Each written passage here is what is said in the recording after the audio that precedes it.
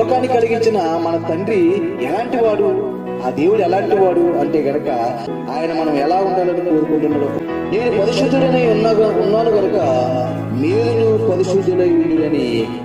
దేవుడు ఎవరంట? పరిశుద్ధుడు. ఆయనలో ఏ పాపము లేదు. మరి మనలో ఉందా?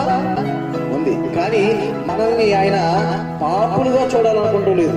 నేను పరిశుద్ధుడిని కనుక మీరును పరిశుద్ధులుగా ఉండాలనుకుంటున్నాడు.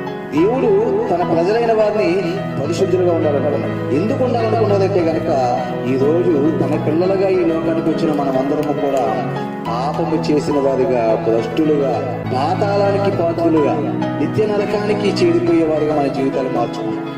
అన్నాడు భూమి మీద నీతిమంతుడు లేడు, ఒక్కడును లేడు. అంటే నీతిమంతుడు ఒక్కడు లేడంటే కనుక ఒక్కడు కూడా లేడు. కానీ దేవుడు మనల్ని ఎలా చూడాలనుకుంటున్నాడు? పరిశుద్ధులుగా.